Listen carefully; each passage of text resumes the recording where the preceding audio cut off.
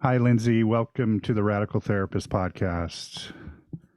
Hi, Chris. Thank you so much for having me. Yeah, it's great. I appreciate you making the time. And I'm excited to talk about revolutionary mothering. We know that psychology, therapy, what have you, has a history of not being kind to mothers. So that should be another episode at another time.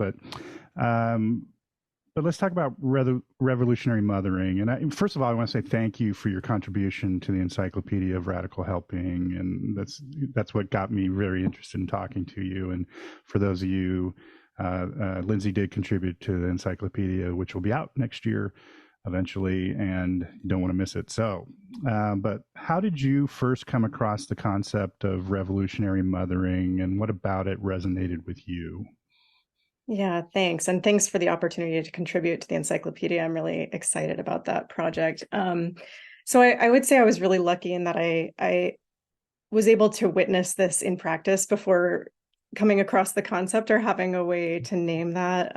First, my own parents, while they were not revolutionary by any means or even particularly politically active, they parented me in a really different way than they were parented, with a lot of respect for me as a whole human being and a lot of compassion. And so even though I wouldn't call that revolutionary, in the way that I'm thinking about mothering in the piece, it was a model for me for how to um, think about what we inherit and what's unsustainable about that and to build something different.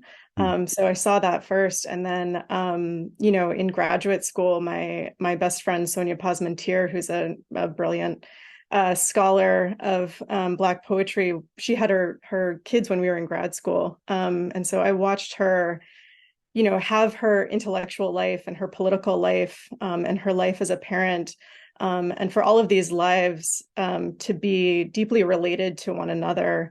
Not that that was easy, but that she, these roles were really, deeply related to one another, and she built community around those roles, and considered all of those different forms of work as part of her work. And so that was really beautiful for me to witness. And then when I was pregnant with my first kid in 2015, I read Adrienne Rich's Of Woman Born, which is a classic text and really, fundamentally sort of disaggregates the potential relationship that women might have to their children from the institution of motherhood, Mm-hmm. and thinks about how motherhood has been a political tool for the suppression of women's creative and political and intellectual power.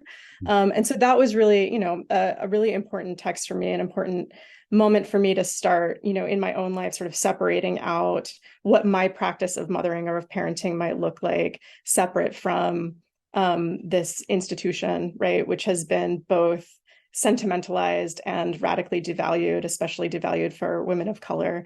And so that was, again, a really important text for me. And then in 2016, the volume Revolutionary Mothering, edited by Alexis Pauline Gumbs, and China Martins and Maya Williams, came out. And that text went even farther in some ways, in the sense that it really aims to queer the category of mothering, and to take out, right, this, to sort of disaggregate it from the category of woman. So Alexis Pauline Gumbs writes that that revolutionary mothering is older and also more futuristic than the category of woman, and they connect it to these really deep histories of care, that's linked to a kind of investment in our collective survival, right, and our collective well-being, and the kind of relations we want to build that are political relationships. And so that, again, was another really important moment for me in terms of being able to understand mothering as a political practice. Um, and then in my own scholarship, which is not about mothering, but is rooted in the post-Reconstruction era in the U.S. and histories of race and racial terror, I'm constantly learning from a Black feminist tradition that has thought about innovations in kinship and comradeship and care structures that come out of the experience of enslavement, where the severing of kinship ties was a sort of central strategy of terror and dehumanization. And so thinking about revolutionary mothering as part of that Black feminist tradition of innovations in kinship and care has been really important to me as well. Yeah, wonderful. You kind of touched on, you kind of just had this journey as you were becoming a mother, right? So Yeah. I guess in what ways has revolutionary mothering influenced or shaped your parenting approach? Yeah, I mean, I would say it means I parent collectively with other people as much as possible, right? Try to resist the ways in which, the nuclear household is what Sophie Lewis calls the most antisocial institution, right? Like, and I think, especially in some ways, since the pandemic, it has sort of reinforced the ways in which we many of us treat the nuclear household as a kind of hermetically sealed unit of, capitalist accumulation and consumption. And so thinking about how, my parenting, my mothering can resist that, how I can think about the care that I give to my children and the recognition of them as complex human beings is connected to the care I might want for everyone as a complex human being, right? Care that I, in my work on prison abolition, care that I want for people who are incarcerated as complex human beings, care that I want for refugees as complex human beings, right? Like thinking about those practices, my parenting practices as entirely interwoven with my political commitments has been really important to me. So that's what I would say. Wonderful. Can you share a specific experience where you felt the need to mother in a revolutionary way, or where you started to see it coming, to fruition in your life?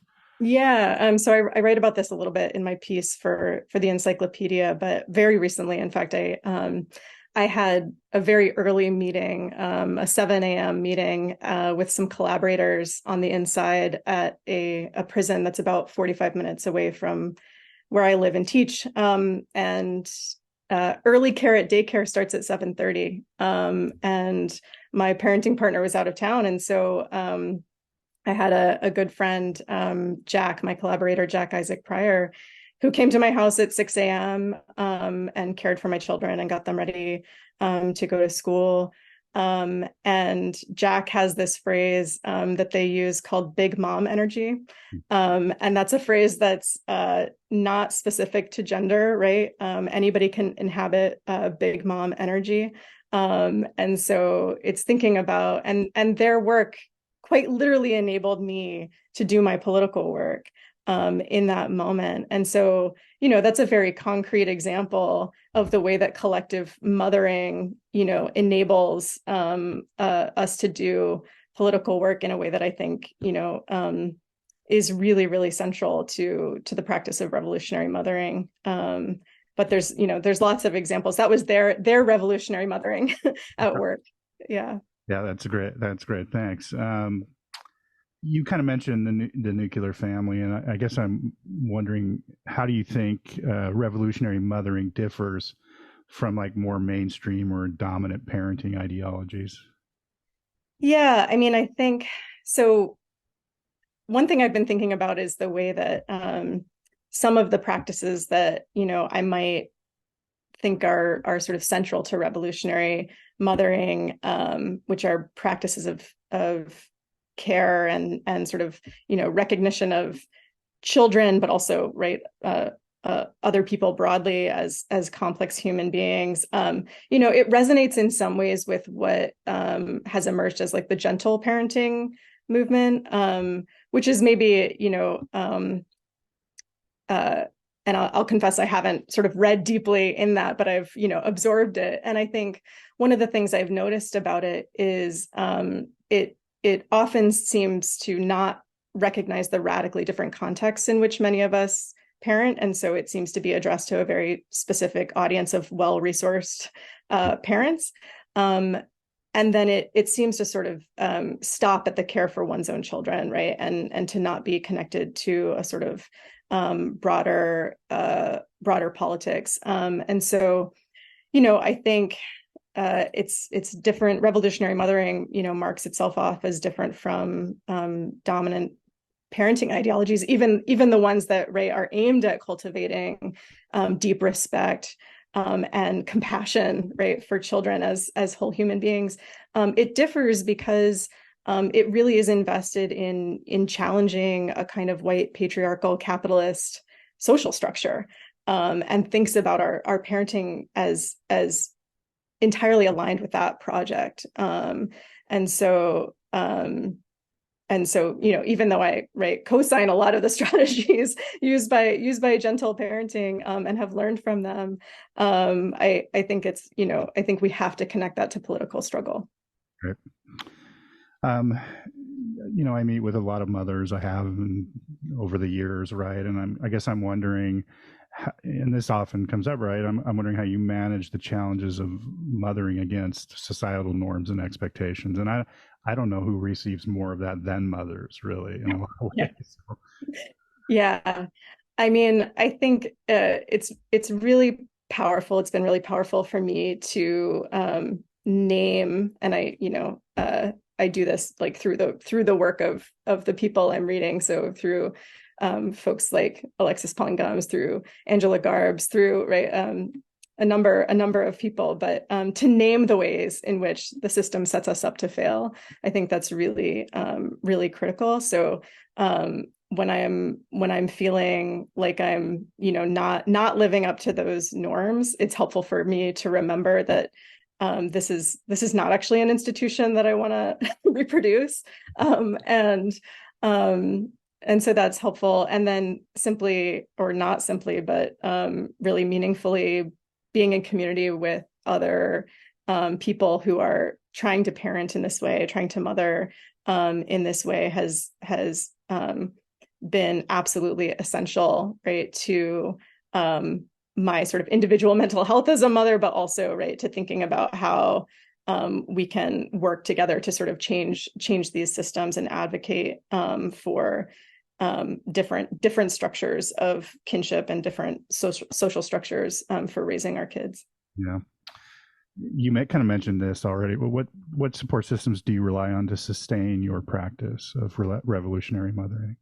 Yeah. So also in the piece I write about my sacred Zoom room, which was and now text thread, right, which is a group of people, of women that I am in, friendship and intellectual comradeship and political comradeship with. And so, having that community of people who are deep in the work of mothering and of parenting, but also deep in the political work of trying to make change, is really, has been really crucial for me. And sustaining those ties across distance. We're not all in the same places, but having people with whom we can talk about both the sort of really messy details of what it's like to be a caregiver, for children, but also at this point for parents, for other family members, for friends, right? But then also, right, just the details of how we conduct our intellectual and political lives and creative lives. I take so much inspiration from these women. I learn from how they do it, and we support each other in that work in both concrete and emotional ways. Yeah, wonderful. You have mentioned several times that revolutionary mothering is a political act, right? Yeah. And I'm wondering, how do you believe revolutionary mothering contributes to the broader social political change, or broader and social political change? Yeah. So I think it's at the core of everything. And I think, one of the things that so in the volume Revolutionary Mothering, the first essay that they reprint is June Jordan's The Creative Spirit from 1977, which is really it's a talk and then an essay about children's literature, but it's really about the political power of love. And she writes that, like, because we have inherited such unsustainable structures, it's going to take a total revolution of our social structure to collectively survive. And she says we're going to have to deal with power. We're going to have to make love powerful, and we're going to have to empower the people we love. And so I think about those three things, right? Dealing with power, making love powerful, and empowering the people we love as at the center of that project. And if you think about that, then the sort of the care we invest in children is not separate, again, from these other sort of political projects of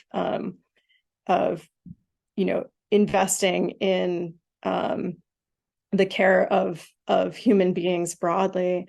And I think about, also, I think if we think about the deep ways in which the family structure in the US has been shaped by a kind of white heteropatriarchal system that's invested in maintaining property, right? It's been a way that property has been reproduced in the US. And so if we recognize that, we can recognize the ways in which family separation at the border or the caging of human beings in prisons are also techniques of family separation, and ways of maintaining a social order based in white supremacy and capitalism. And so we don't sort of need revolutionary mothering necessarily to make a critique of the border, but it helps us to make these deep historical connections, and to then recognize that my practices of mothering are not separate, right, from these larger political structures, even, as a white cis woman parenting from enormously privileged conditions, right? That my parenting has to be deeply related to these other projects because our fates are interrelated. I think has been really central. And I think, it is about changing the whole structure of our society, and we can do that in our most intimate relationships. The smallest sort of interactions with children can be revolutionary, and they're connected to these larger structures. Yeah, that's absolutely connected. And I was thinking about that revolutionary mothering isn't just a critique at all. It's actually goes beyond the critique and provides, I don't know if solutions is the right word, but it does compose something, which is really interesting to me. Yeah. Yeah, absolutely. I mean, I think that it's not just that in our relationships with children, we're modeling relationships of care and compassion and sort of the ways in which we might revolutionize society. We're actually enacting it. And I think that's really critical. Okay, so you've mentioned the volume Revolutionary Mothering, Love on the Front Lines. Are there any other specific stories or lessons from that have deeply influenced your approach to parenting? Yeah, I mean, I mentioned that June Jordan essay. I can't sort of tell you how powerful that piece has been. I teach that piece. I cite it a lot simply because I think it really recognizes the tremendous power and responsibility that comes with the way we interact with and care for children. And that this is truly a site where a kind of radical potential for restructuring our relationships to one another as a society is embedded. And so that revolutionary power of love that Jordan articulates, and that, is part of a broader tradition. We might think about Bell Hooks and Joy James and others who are articulating this, but that is both a through line through the volume, and something that's been really, really important to me. And then that Alexis Pauline Gumbs line that I cited, right, about the practice of revolutionary mothering being both older and more futuristic than the category of woman, I think is also really important for us to remember that this is a practice that is also resistant to gender regimes, and helps us to build worlds beyond them, is, I think, really beautiful too. Thank you. Yeah, okay. And in what ways do you try to foster a sense of community or solidarity with other mothers?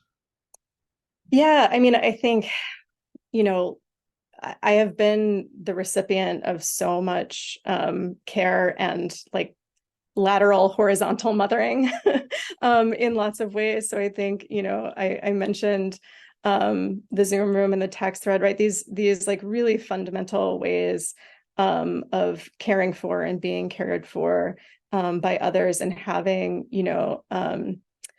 uh, intellectual and creative compatriots, right, in this project, has, I think, been so valuable. Like they give me my reading lists, and they give me my my strategies, right, for talking to my kids, and they give me, enormous friendship in this project. It simply wouldn't be possible without those people. And so that's been, and they give me, yeah, models for how to do the work. And so that's been really critical for me. Right. Uh, this is probably important. What advice would you give to new mothers who are looking to approach mothering in a revolutionary and transformative way? Yeah, I'm always a little like advice is a category I that know, I know. it's it's hard to give, it's hard to receive. But I mean, certainly like building a community is, I think, the central advice. I mean, just you know, being part of a community that shares your political commitments and your intellectual curiosities is really essential. I think, if I could think about the advice that I wish I had been given, it would be to sort of throw out the sleep training books and or the sleep advice books broadly, and to read Angela Garbs's Essential Labor, and to read Bell Hooks, and to read June Jordan, right? And to sort of, surround myself with communities invested in radical change, and in naming the ways that the institution of motherhood has done all of us a disservice, and to thinking about, how we can enact alternative practices. That's great. I don't even know. I don't know of any critiques or misunderstandings, but I do have a question about how do you address critiques or misunderstandings that may arise regarding revolutionary mothering. Yeah, I mean, I think so. I My sense is that if I can imagine a critique, it's right that it's the same critique that we get of curricula in schools, right? The sort of politicization of young people, and I would simply counter that with the ways in which this practice, right, cultivates curiosity, and the sort of and I think about this in relationship to something like prison abolition, against which there are pretty, strong critiques, even from, folks within my closest circles. And the way I think about this is to, lead with curiosity in the face of critique, right? Like, what are the worlds that we could build if we enacted revolutionary parenting, in the same ways that what are the worlds we could build if we abolish the carceral system? How could we, think differently about our social structure?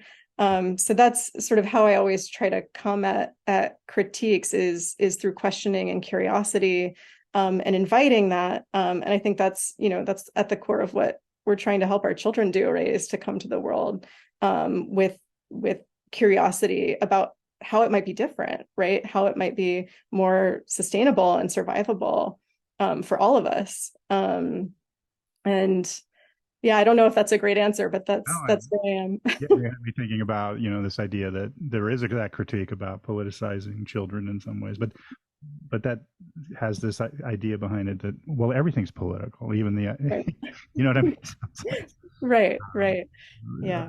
the critique is very interesting, but anyway, okay. So how how can institutions, I know this is revolutionary mothering is a counter to a lot of the institution of mothering, but how Yeah. can institutions or communities better support mothers who are choosing to parent in radical or non-traditional ways?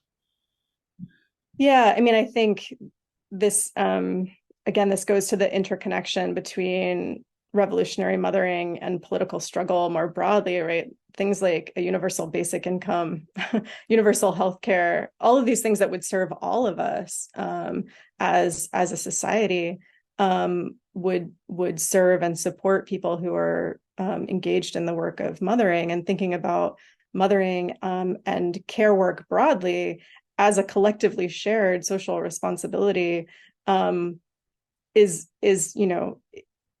is the world that we would want to imagine, right? And would be a way to support the people doing that work. In Essential Labor, Angela Garbs, right, points out that care work is unpaid labor that sustains the entire economy, right? So recognizing the ways in which that work sustains our entire economy and building in, sustainable structures of support for that work, Right. like universal basic income, would be huge. No. Okay. My last question, and this is a question I like to ask all my guests. So, what, Lindsay, what books or ideas, thinkers, films, etc., what's capturing your attention these days? Yeah, I love this question. So I've been reading the poet and scholar Jackie Wang, both her book Carceral Capitalism, which is a beautiful meditation and really ends by thinking about what the role of poetry might be in helping us imagine and build worlds, but beyond the carceral state. So I've been recommending that book to everybody. I love it very much. I've also been reading her poetry, and then. Um, I've been reading Sophie Lewis's Abolish the Family, which was recommended by my good friend Laura Copeland. And that's a really, purposefully polemical book again, the way that the sort of white patriarchal capitalist family structure has really organized the way we think about family and kinship in the US. And so she argues that we need to, even as we think about alternative kinship structures, we need to actually just abolish this as a structure, but as a metaphor also, right? We could find better metaphors for how to think about our relationships to one another that might be something like comradeship rather than kinship. So it's also just like a fun book to leave around your house and let your family see and react to. And then on the advice of my friend and colleague, Asali Solomon, who's an incredible novelist herself, I want everybody to read her novel, The Days of Aphrodite. She recommended reading the entire catalog of Louise Erdrich. And so I've been doing that and starting with her most recent novel, The Sentence, which is an incredible novel about many things, but about caregiving, among other things. And caregiving in the context of COVID-19, but also takes in, the political uprisings in the summer of 2020 and many other threads, and is just a really incredible piece of work. So I've been recommending that to everyone too. Wonderful. Great selection. Thank you. One final question. If people want to reach out to you or find you, how do people find you? Yeah, so I teach in the English department at Haverford College, so you can find me via their website, and I think that's the best way. Yeah. Yeah, and I'll provide a link just in the show notes for everybody. Great, thank you. If you have any questions for Lindsay. Lindsay, thank you very much for spending the time. This has been wonderful. Thank you. It's been wonderful to talk to you, Chris. Thank you so much.